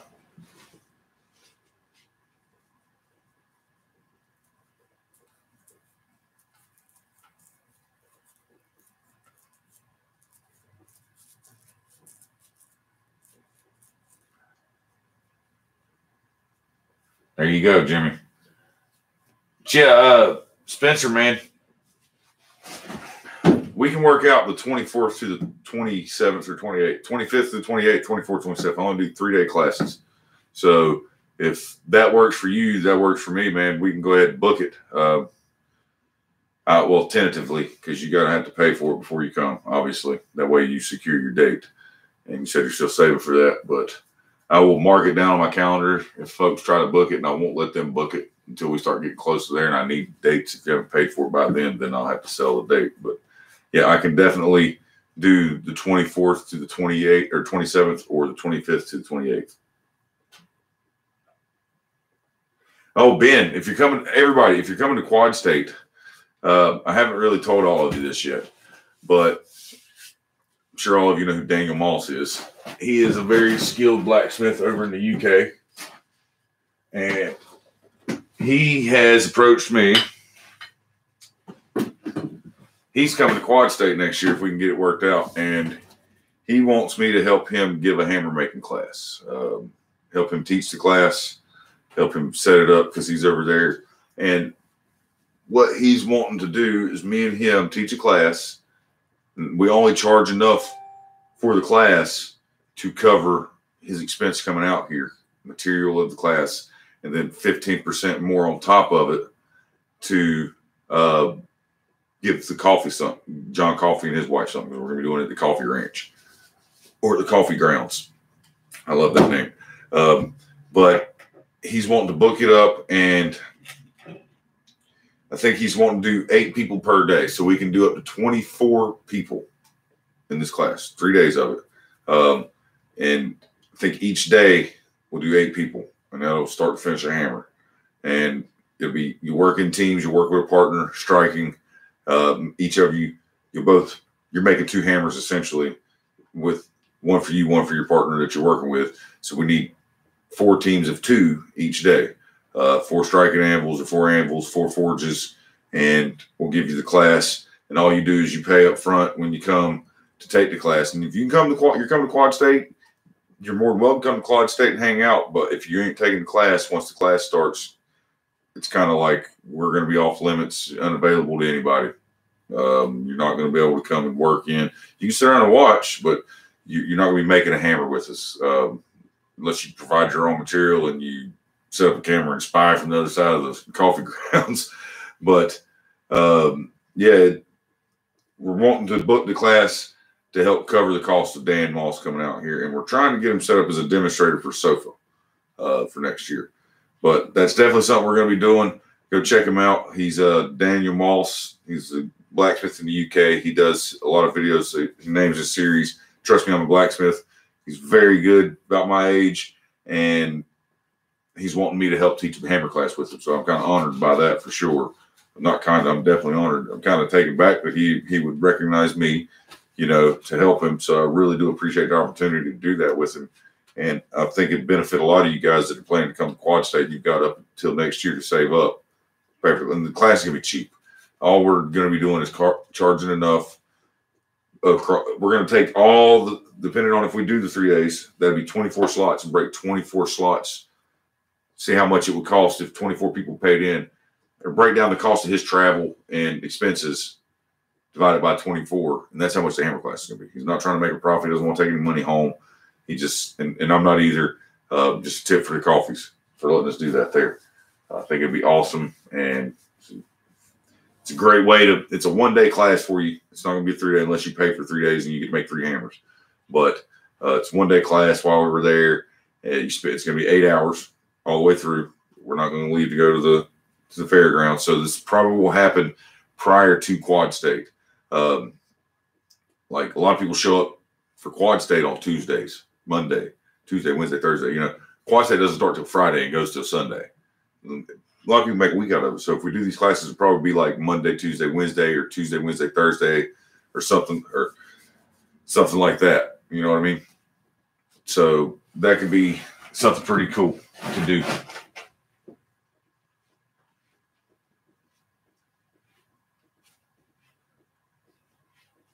Bring Quad State to Canada. I wish. Bring yourself to Quad State.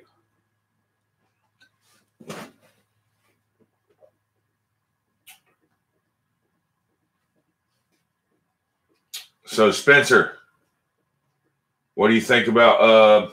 Are you good with the March 20 Let me know 24th through the 27th or 25th through the 28th, or 24th, 25th, 26th, or 25th, 26th, 27th, or 26th, 27th, 28th.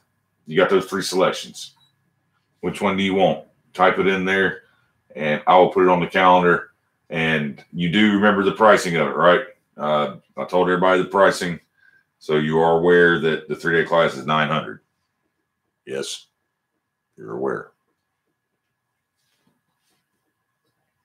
But that means you're going to get hammer eye tone, hammer eye punch, hammer eye drift, and 2 hammers. And one-on-one with me. Room and board, everything. You get to deal with Ting Ting for 3 days. If you get up before me, make the coffee.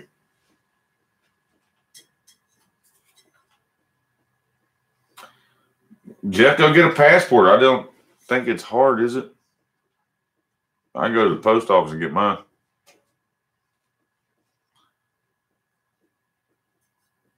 Yeah, and we're going to feed you too, by God. I guess it's not nice to eat in front of the guests, so if you buy a class, we'll feed you too. Yeah, beer included. 24th, 25th, 26th. All right, you got it, brother. Locked in. Jimmy Saul, have a good night, man.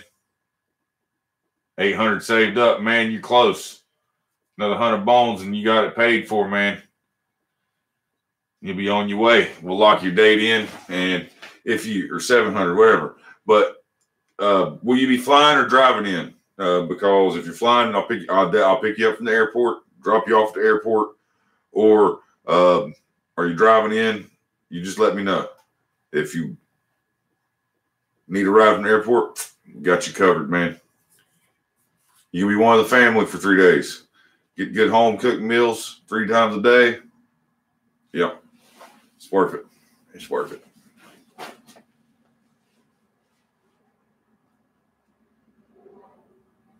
Okay, sold. What are you sold on, Jeff? Go and get a passport? Well, there you go. Take your ass to get a passport. Just think, my beard will be twice as big come next year, maybe 3 times. God almighty. I am going to paint it white, though, and play Santa Claus this year, guys. I think it's getting close enough to where I could fake Santa Claus pretty good. What do you guys think?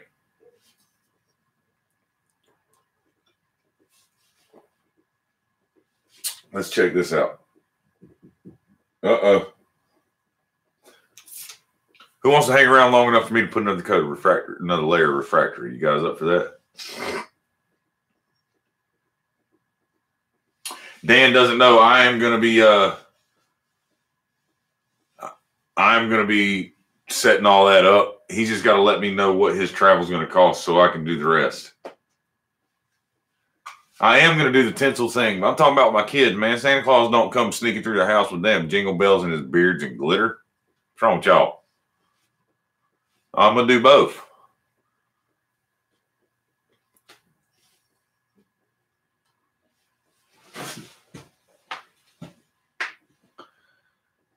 Eduardo, man, how's that new compressor going?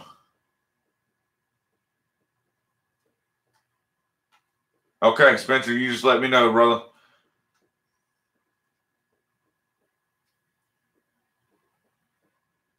You just let me know, Spencer. We got you covered either way.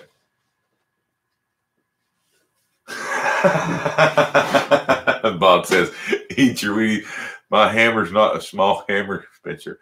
The striking hammer you'll be swinging is not a small hammer.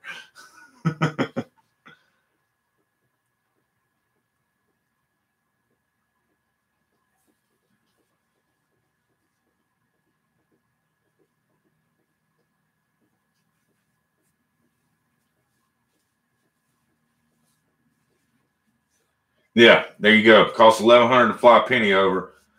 So you figure 24 people, his expenses, cost of the steel, coal, everything like that, even at $100, that'd be $2,400. I'd pay for his ticket over and back.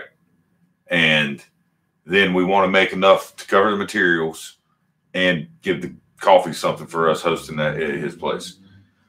So if we sell 24 slots, they're $100 a piece. We need to fill 24 slots because basically, the way we price it at the beginning, we have to price it as though we're going to fill 24 slots. Like if we plan to do 24 slots and we price it 24 slots at 100, 150 a piece, start selling for 100, 150 a piece, and we only sell 8 slots, that didn't cover the shit. That didn't cover him coming over. You know what I mean?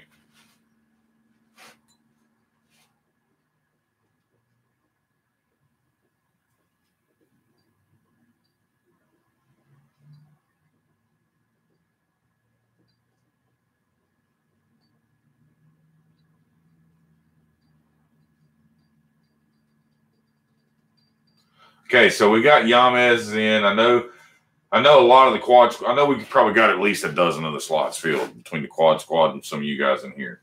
And that's a cheap hammer class for me and Daniel Moss. We're not doing it to make a profit. If we were, it'd cost more than that. So.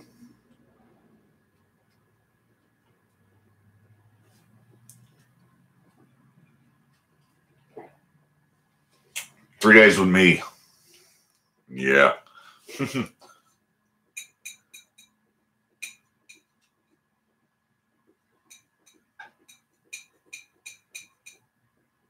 Okay. Eduardo's in there. Tell you what I'm going to do. I'm going to make a list after this live stream. I'm going to go back in through here from the guys in here. I'll ask Quad Squad who all's definitely going that way. We can get the ball rolling on that, get that set up so people can be planning for that, because that happens next September, 2019. In 2020, we're all going to upstate New York for the National Abana meeting.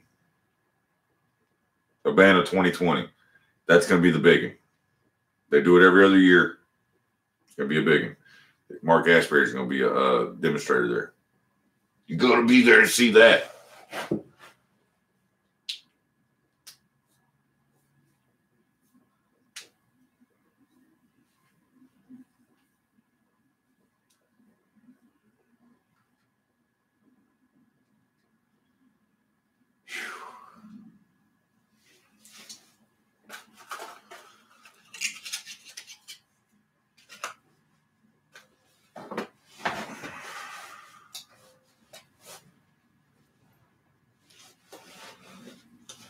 Where is what? In the Abana meeting? It's in upstate New York. Doesn't make any fucking sense to me. Excuse me. It's a national meeting and they put it in one of the farthest fucking corners of the country. Why not hold it in like Kansas or something? In the center of the country, make it as closer for everybody. But they didn't. They put it upstate New York.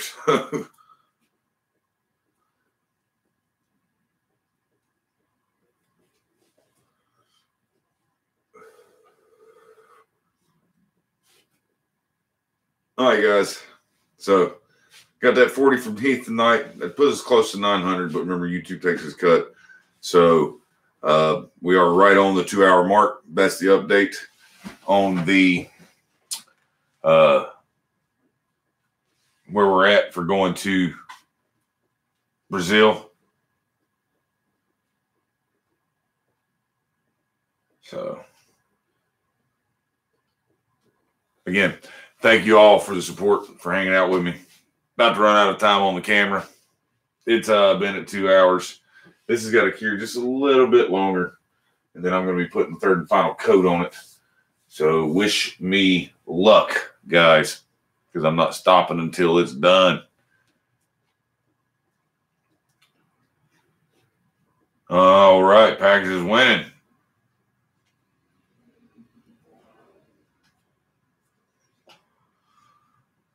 All right, guys.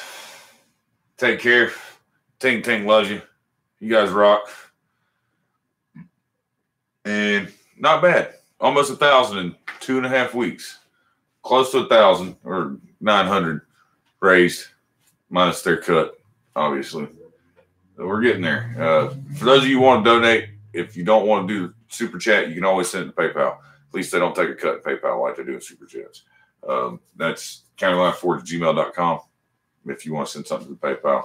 And all of that goes to that Brian Brazil trip fund, so I can come back with tons and tons and tons of knowledge for you guys, and it's going to help me. It's going to help all of you because I give all my knowledge out to you guys on these videos and everything. So with that being said, support the shop a little bit, because God knows Ting Ting could use the help right now. Go to my Etsy shop, buy you something cool. I will be having a Black Friday sale. So if you want to get something last minute before the holidays, I will lower my processing times to where I can get it in there. And yeah, help out a small business. Christmas is coming up for my family too, so I probably got to make some stuff for them, right? Anyways, it definitely helps, because we're going to be putting walls up in the shop soon. It's got to be done. Forge is getting done. I've got to get all that taken care of. Got to finish the electrical, guys. So I really appreciate all the support. Really appreciate all the help that you all given me so far. I got to go. My camera's about to die. I love you guys. Have a good one. Ting Ting's out.